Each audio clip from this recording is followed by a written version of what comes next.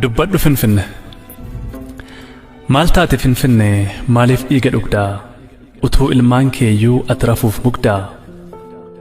Lubbuu lammii keetii dhiiga goota meeqaa odoo sittin beekin liqimsiteem seeqaa. Ormatti firoomte lammii kan kee gantee diina ol galfatte diin qawlaa bantee. Nu gante lafee gootaa nyaatte diinatti ho'ite tufaatti qorritee galaaniif dhaamottee. Bara dhufaa darbaa maqaa kee Finfinne gadadoon baay'atee bo'ichas nuffine. Ati kee garaan jabaatee yeroo akkam hammaattu bakka hin galletti yoo caalu waammattu. Hacee ilma sabaa kan dhugaan dabsine imala dhugaa irraa miila isaan maqsine. Hacee seenaa boolla seenee morma qabee baasu sagalee al tokkoon kumaatama raasu. Hacee gaafa xiiqii gaafa dhugaa himuu gaafa iyya lagaaf roorroon isaanii cimuu. Hacee abbaa firaa lammii irraa hin oolle dhugaa baasuuf malee dharaaf nama lolle. Boollatti maaf waamte bakka isaaf hin malle fuutee maaf godaante bakka inni nuun galle.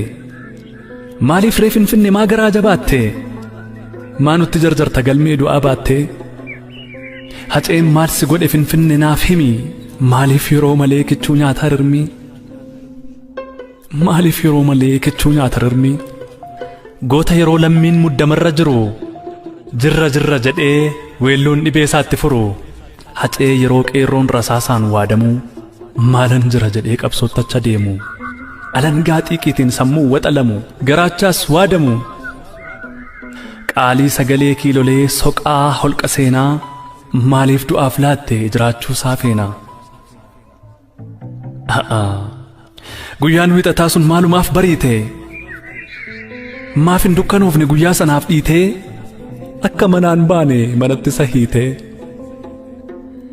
Dubbadhu moo hoggaa manaa ba'e eenyututti dhufee milkii abaaramaan daandii isaatti cufee. Dubbadhu Finfinne afaan kee saaqadhu dhugaa sirka jiru himiitii haqadhu. Boqottus boqodhu akkamiin Finfinne osoo inni si faarsuu osoo xiiqiin seenaa waa'ee keetiif xaarsuu. Osoo Hacaaluun siif harqee gadooduu sababii keef jecha ormi sittiin ooduu. Akkamiin akka du'a isaa dhoksuuf yoo adooddu. Maaliif ree Finfinne dubbadhu maleessaa qawween ittiin gaafas dhabe lubbuu isaa.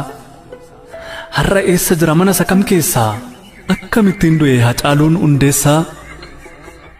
Finfinne dubbadhu mee maal iccitiin isaa inni nu dhoksite. Haceen maal faadhaame waggaa geggeessite.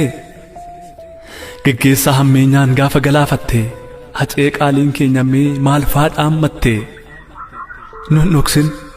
Nun dhoksin Finfinne gara jabeenya keen erga du'aaf laatte gaaffin nun hambisin dhaamsa isaas nyaattee wal faana sawwaalte.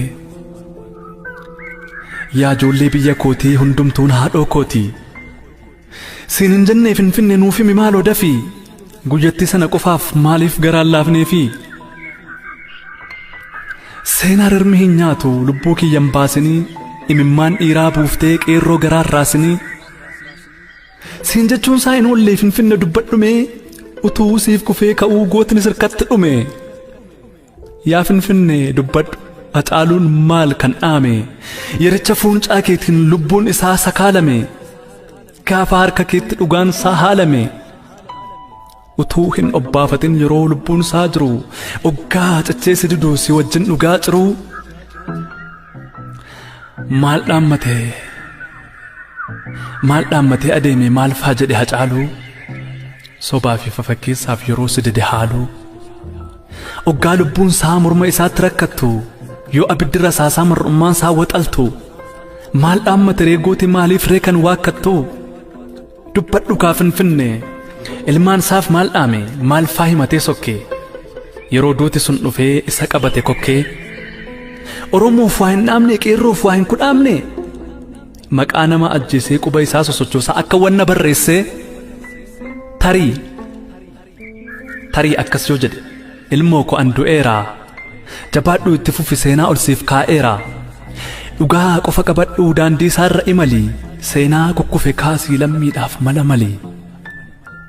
lubbuu biliqa baatuuf alagaadhaaf bitamtee garaa kee fofillaatiin gola keessa adeemtee saba kee falmii du'ii laggasaa wagii ta'ii lammii kee falmii du'ii taaddasaa birruu ta'ii oliiqaa dingil ta'ii yoo jedhe hin beekanii nutti himi maleessaa dubbadhu kaa Finfinnee dhaamsaa Haacaaluu Hundeessaa dubbadhu maaloo Finfinnee dhaamsaa Haacaaluu Hundeessaa.